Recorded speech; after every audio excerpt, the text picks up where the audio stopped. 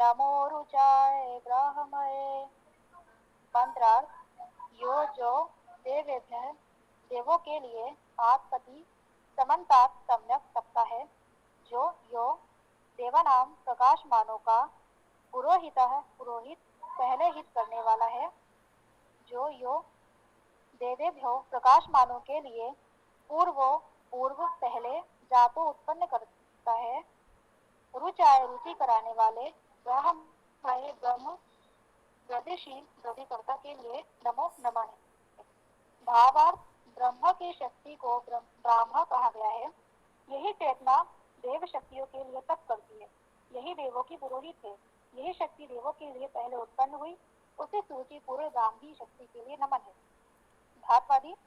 यो सर्वनाम देवेभ्य देवेभ्य दीप प्रकाश करना, स्तुति करना, आनंद करना, प्रीति करना, आ उपसर्ग तप्ति तप तप करना, तपना, देवानाम दीप पुरोहितः पुरो अव्यय ही गति करना, वृद्धि करना, पूर्वो सर्वनाम जातो जन उत्पन्न होना, रुचाय रुच रुचना, प्रीति होना, प्रसन्न होना, उत्साह होना, प्रकाशित होना, ब्राह्मय वृद्धि होना, शब्द करना, नमो नमन करना।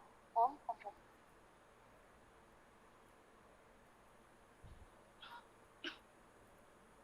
ओम खम ब्रह्म।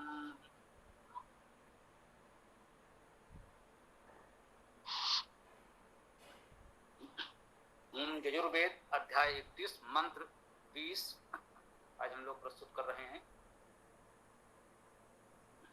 ओम यो देवेभ्य आतपति यो देवानां पुरोहिता पूर्वो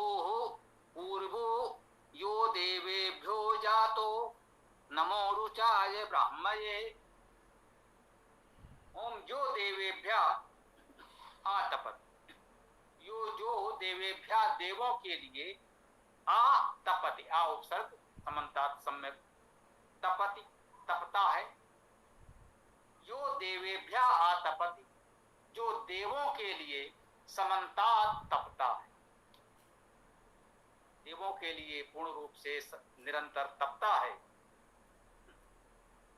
यो देवानाम पुरोहिता, यो जो देवानाम देवों का पुरोहिता पुरोहित, जो देवों का पुरोहित है, जो देवों के लिए समन्तात तपता है, जो देवों का पुरोहित है,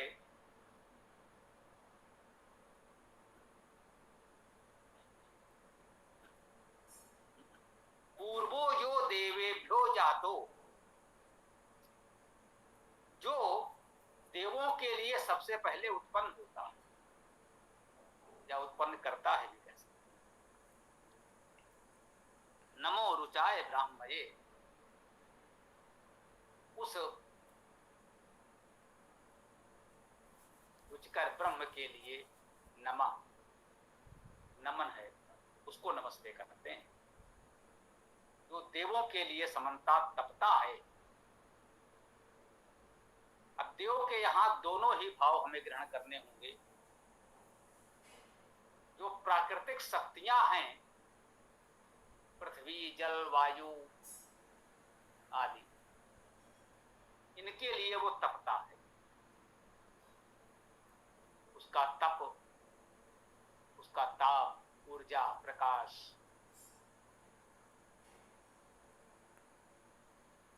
कह सकते हैं उसका प्रयास, श्रम देवों के लिए, प्राकृतिक शक्तियों के लिए भी, और जो मानव समाज के दिव्य गुण युक्त देवगण विद्वान सज्जन हैं, उनके लिए भी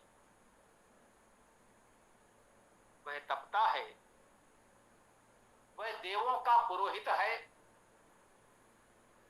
देव तो हमने समझा यही देव, इन देवों का वो पुरोहित है। पुरोहित क्या है? पुरः हितम, पुरः पहले आगे अग्रसर होकर अग्रणी, हिता हित करने वाला, जो देवों का पुरोहित है, जो देवों का सबसे आगे बढ़कर हित करने वाला है, अग्रणी हितकारी है। ऋग्वेद के प्रथम मंत्र में भी यही पुरोहित आया है।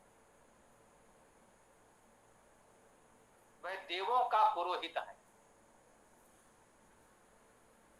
देवों का अग्रणी हित करता है। पूर्वो पहले यो देवो जातो, देवों के लिए उत्पन्न है। हम परमेश्वर की बात कर रहे हैं जो अजन्मा है, तो यहाँ उत्पन्न होने का अर्थ उस रूप में तो नहीं ले सकते। कह सकते हैं जो भी प्रकृति देव शक्तियां जन्मी होंगी, प्रकाश, ध्वनि, सूर्य आदि, उससे पहले वो उत्पन्न है, वो पहले से ही है, उसी से सब कुछ उत्पन्न है। तो यहाँ इतना ही भाव है कि उन सबके पहले है, या कह दें कि इन सब को वही पहले उत्पन्न करने वाला है। उत्पन्न करने वाला तो वही है। और इन गुणों से युक्त परमेश्वर को नमो रुचाय ब्रह्म, ये ऐसे रुचिकारी ब्रह्म के लिए हमारा नमन है, हमारा नमस्कार है। यही इस मंत्र का सीधा सीधा अर्थ है। रुचाए, रुच शब्द बहुत प्रचलित है, धातु भी रुच है, और वही अर्थ है रुचना, प्रीत होना, प्रसन्न होना। इसमें प्रकाशित होने का अर्थ भी है। तो रुचाए कह सकते हैं प्रकाशमान ब्रह्म के लिए हम नमन करते हैं। अध्याय का समापन होने जा रहा है, तो नमन कर रहे हैं। इतना सीधा सरल मंत्र और इसकी इतनी सी व्याख्या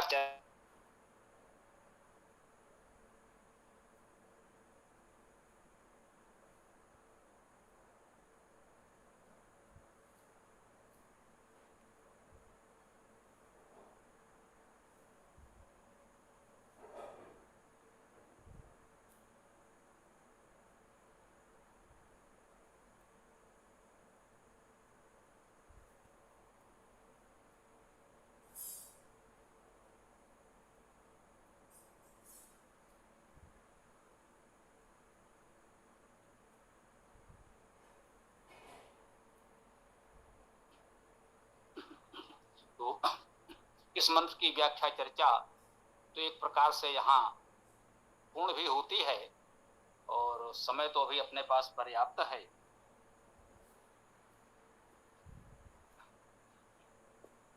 और प्रश्न आदि भी आप लोगों के पास चर्चा को होते नहीं, क्यों ना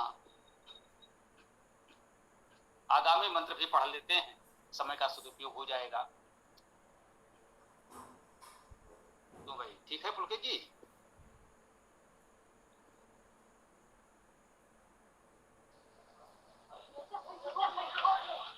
जी जी जी जी।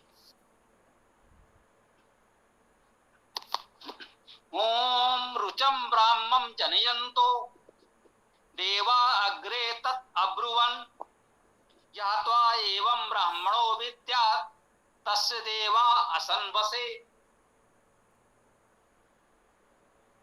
रुचम ब्राह्मणं जनयन्तो, रुचम ब्राह्मं जनयन्तो, ब्रह्म का प्रकाश उत्पन्न करते हुए। यहाँ रुचम को हमने प्रकाश ही लिया, आप रुचि रुचकर भी कह सकते हैं, अर्थ वही है। प्रकाश करना भी अर्थ है, तो ये भी कह सकते हैं। ब्राह्म रुचम, ब्राह्म प्रकाश, उस ब्रह्म का प्रकाश, और ब्रह्म का अर्थ सबसे बड़ा ब्रह धातु है, बढ़ना वृद्धि करना। तो उस वृद्धि का प्रकाश, उस ब्रह्म का प्रकाश जनयंतो उत्पन्न करते हुए, देवा अग्रे तत् अब्रुवन, देवा देवगणों ने अग्रे आगे, पहले तत् वह, अब्रुवन बोला कहा, कहने के अर्थ में आता है, अब्रुवन कहा।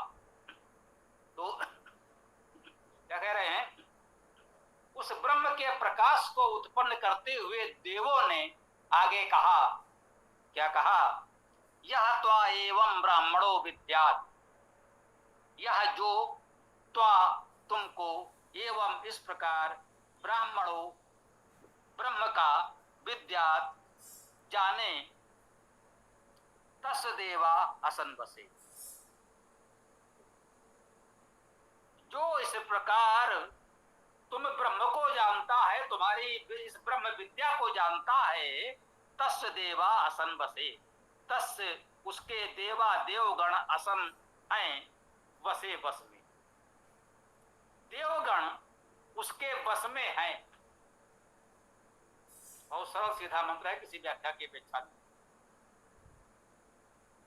ब्रह्म प्रकाश को उत्पन्न करते हुए देवों ने आगे कहा, क्या कहा कि जो इस प्रकार उस ब्रह्म विद्या को जानता है, उस ब्रह्म को जानता है, देवगण उसके बस में हो जाते। ठीक है, जब ब्रह्म को जान लेंगे तो देवगण बस में हो जाएंगे। यदि सर्वोच्च शिखर अधिकारी आपके वश में हो, आप जानते हो, इसका संपर्क परिचय संबंध राजा से हो, तो मंत्री, राज्यसभा के सदस्य तो उसके बस में रहेंगे ही। जब राजा सम्राट ही हमारा मित्र हो, उसी से हमारा संपर्क हो, तो अन्य छोटे अधिकारी तो बस में हो जाएंगे। यही बात यहाँ कहने का प्रयास किया जा रहा है कि जो उस ब्रह्म को, परमेश्वर को जान लेता है, तो जो देव शक्तियां हैं उसके बस में रहे। प्राकृतिक शक्तियां, उनके विषय में जानकारी हो जाएगी, उसका हम उपयोग करके लाभ उठा सकते हैं। हम जन से मनुष्य हुए, मननशील बने, मननशील होकर आगे हमने और स्वाध्याय चिंतन मनन साधना की, तो देवत्व को प्राप्त हुए। और देवत्व से आगे जब उस ब्रह्म को पा गए, सर्वोच्च शिखर को छू लिया, तो अन्य जो देवजन हैं, स्वाभाविक है वो हमारा सम्मान करेंगे, आदर करेंगे। तो इसको कहते हैं कि देवगण उसके बस में रहते हैं। और ये भी सीधा सरल सा मंत्र पूर्ण हो जाता है। अब इस अध्याय का अंतिम मंत्र शेष है, कल के लिए रख लें।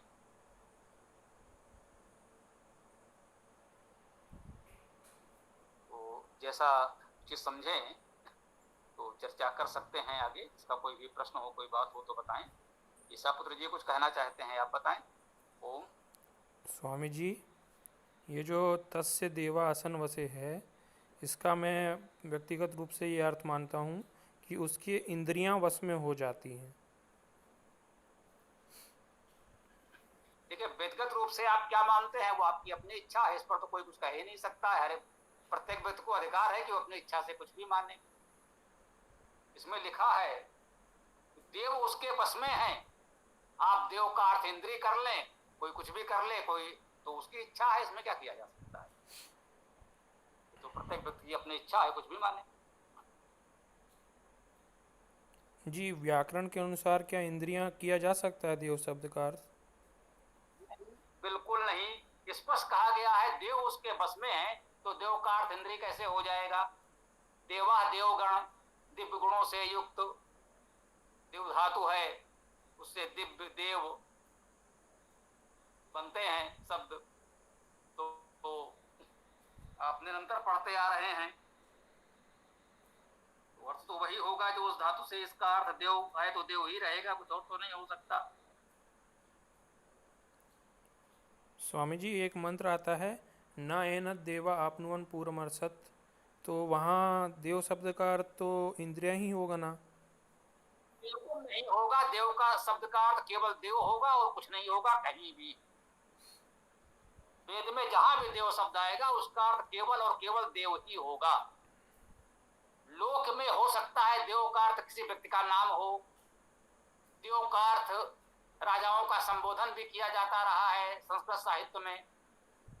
श्रीमान जैसे हम लोग कहते हैं, महोदय कहते हैं, तो संस्कृत साहित्य में राजाओं, राज्याधिकारियों को देव शब्द से संबोधित किया जाता रहा है। ये लौकिक भाव है। वेद में देव शब्द का एक और केवल एक अर्थ होगा, वो होगा देव।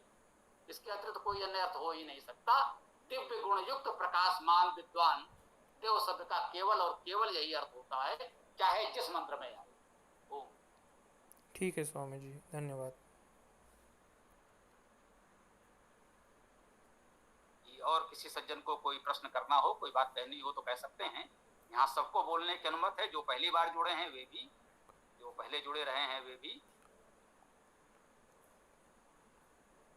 कोई सज्जन ऐसा प्रतीत हो रहा है उड़ीसा से हैं, उड़िया भाषा में संभवतः आपका नाम लिखा है, हम लोग पढ़ नहीं पा रहे हैं। यदि आप हमारी बात सुन समझ पा रहे हैं तो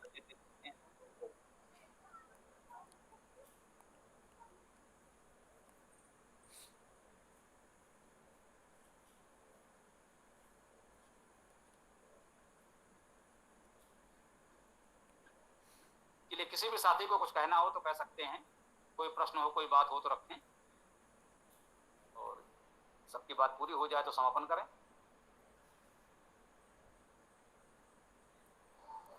जी, किसी को कोई प्रश्न पूछना हो पूछ लीजिए, फिर समापन करेंगे।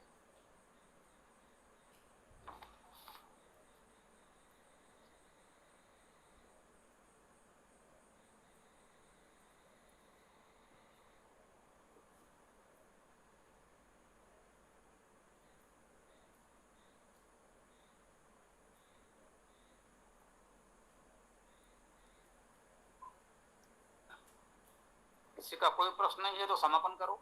ओम। जी, ओम यो असो आदित्य पुरुषः सो असो अहम ओम खम ब्रह्म ओम खम ब्रह्म। सभी को नमस्ते, सादर प्रणाम। ओम यो असो आदित्य पुरुषः सो असो अहम् ओम खम ब्रह्म ओम खम ब्रह्म। सभी साथियों को सादर नमस्ते। ओम यो असौ आदित्ये पुरुषः सो असौ अहम् ओम खम ब्रह्म। सबको सादर नमस्ते।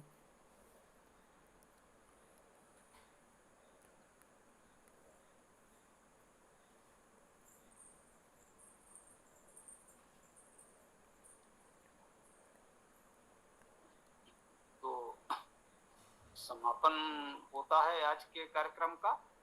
किसी और को कुछ कहना तो नहीं है, समय तो था, आज चर्चा नहीं हुई कोई विशेष।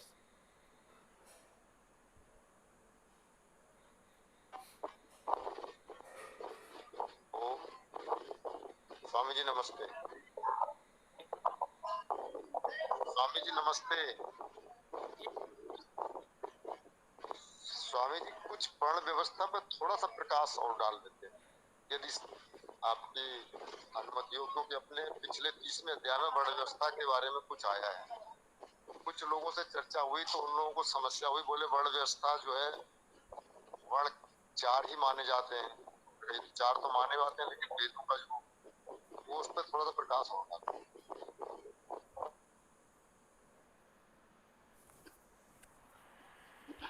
जो कह रहे हैं वर्ण 4 ही माने जाते हैं, तो दो बातें हैं, या तो वो वेद को ना माने, पूरी तरह से नकारते हैं, भाई वेद कुछ भी कहता हो हम नहीं मानते, हम तो 4 मानते हैं और मानेंगे, उन्हें पूरा अधिकार है। तो जो वेद को नहीं मानता तो वो जिसको भी मानता हो वहां पर जो कुछ कहा गया हो उसे माने, उसका पूरा अधिकार है। इस पर हम तो नहीं कह सकते कि नहीं आप ऐसा ना माने। और यदि वेद को मानते हैं तो ये बताना होगा कि वेद में कहां लिखा है वर्ण 4 ही होते हैं, जबकि यजुर्वेद का 30वां अध्याय पूरा का पूरा इतने सारे वर्णों का वर्णन कर रहा है।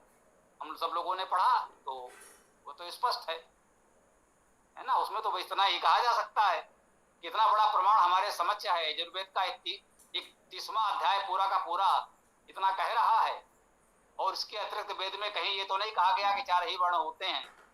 तो फिर ये बात तो इससे अधिक तो कुछ कहने की अपेक्षा नहीं रखती है। ओम।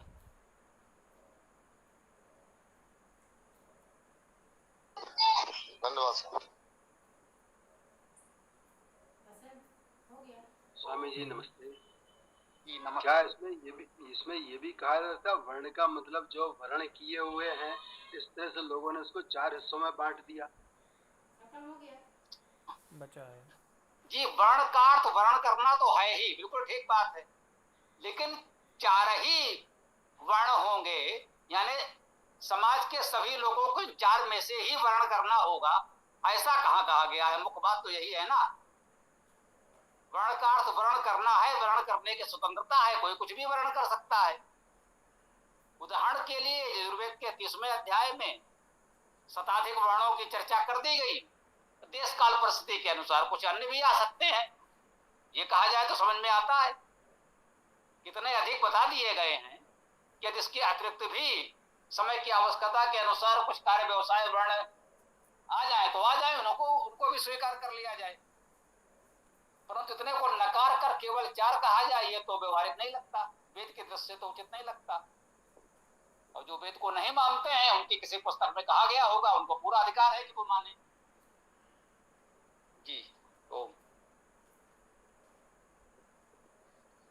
जहाँ तक मुझे लगता है और जो वर्तमान स्थितियों में समाज के अंदर व्याप्त है, उस दृष्टि को रखते हुए लोगों के ऐसे मत खूब बनते हैं जो टूट नहीं पा रहे हैं, और कह सकते हैं अपन जाति व्यवस्था उसको टूटने भी नहीं दे रही है। संभवतः इसलिए उन लोगों का दुराग्रह हो, क्या ऐसा हो सकता है?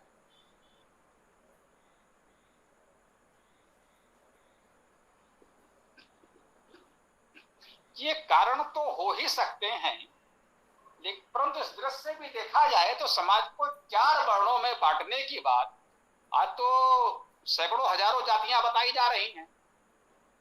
अब कुछ लोग जबरदस्ती कहेंगे नहीं, इन हजारों जातियों को हम केवल 4 खांचे में बांट देंगे, तो वो बांटे।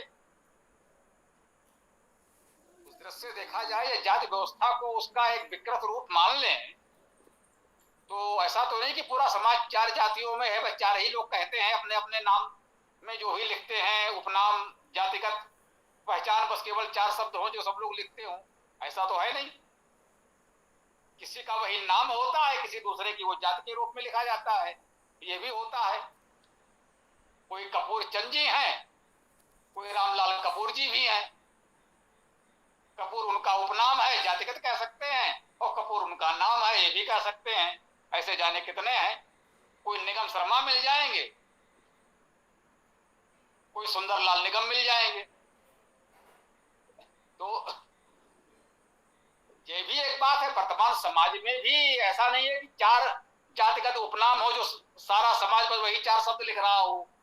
ये न कभी था न कभी हो पाएगा, मुझे लगता है अब तक तो नहीं हुआ है। यजुर्वेद में जो वर्णन है उससे आज तक ऐसा कभी नहीं हुआ कि पूरा समाज इस तरह से 4 भागों में बांट दिया गया हो। हाँ, किसी पुस्तक में लिखा हो सकता है, किसी व्यक्ति ने सरलता के लिए कोई विचार दे दिए हो कि हाँ भाई ठीक है, चलो मुख्य रूप से 4 में यूं कर लिया जाए, परंतु व्यवहारिक दृष्टि से समाज कभी भी केवल 4 भागों में बटा रहा हो, मेरी जानकारी में तो नहीं है। जी, ओम।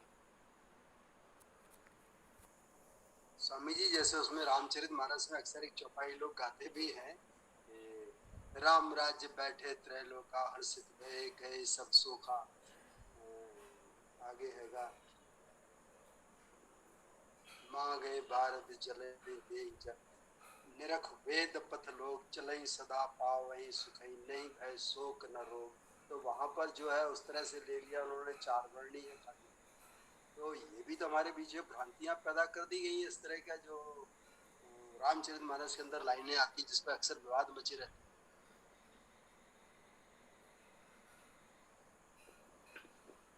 जी हाँ, ये सच है। वही तो मैंने कहा, रामचरितमानस जैसी बहुत सी पुस्तकें बहुत से लेखकों ने लिख दी हैं जिसमें किसी कारण से किसी भी रूप में 4 वर्ण की बात आ गई है।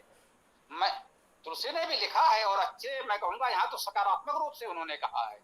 राम राज्य में राजघाट सबविध सुंदर वर, मज्जय जहां वरण चार्यु नर। जो राजघाट है राज परिवार के लिए होता, उसमें 4 वर्णों के लोग एक साथ स्नान करते हैं, वहां तो कोई भेदभाव छुआछूत नहीं दिख रहा है। वो 4 वर्ण की बात वो तो यहाँ कह रहे हैं, लेकिन ये कह रहे हैं कि 4 वर्णों के लोग एक साथ एक ही घाट पर स्नान कर रहे हैं।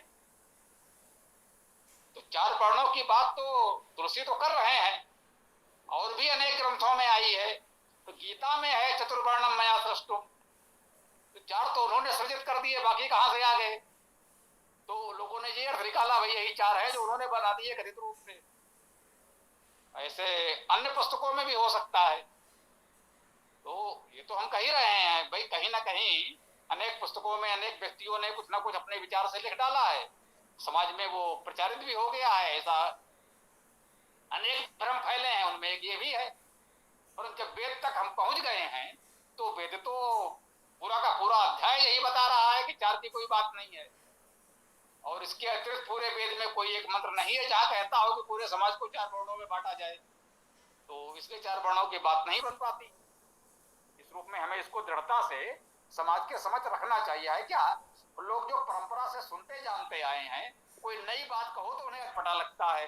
अब तक लोगों ने चार वर्ण सुने हैं, जब आप बताएंगे कि वेद में तो ऐसा नहीं है तो लोगों को अटपटा लगेगा। अरे भाई तुम ही आ गए, अब तक तो हम यही सुनते आए हैं। उनसे कहो भैया जरा मन को शांत करके एक बार वेद को पढ़ने का प्रयास कोई रखा है, वेद का 30वां अध्याय पढ़ो फिर बताओ। तो नई बात को अपनाने में थोड़ा झिझक होती है, समय लगता है, क्योंकि यही तो जड़ता का नियम है। जड़ केवल पत्थर नहीं होते, मनुष्य भी होते हैं। उनका स्वभाव, ये प्रवृत्ति भी जड़ होती है। जो कुछ पहले से जानते मानते आए हैं उसको परिवर्तन करने में बहुत समय लगता है। भाई बचपन से हम भी वही सब सुनते आए थे जो बाकी लोग सुन रहे हैं। धीरे धीरे जैसे वेद में हमारी गति होती गई तो हमारे विचार उसके अनुकूल बदलते गए। अब हम भाई वेद के अनुकूल बहुत सी बातें जान गए हैं तो वही मानते हैं जो वेद में है। शेष तो समाज में हम भी बचपन से वही बातें सुनते जानते मानते आए थे, तो सत्य है ना। तो समय लगेगा, धीरे धीरे लोग सत्य को जानेंगे तो स्वीकार भी करेंगे।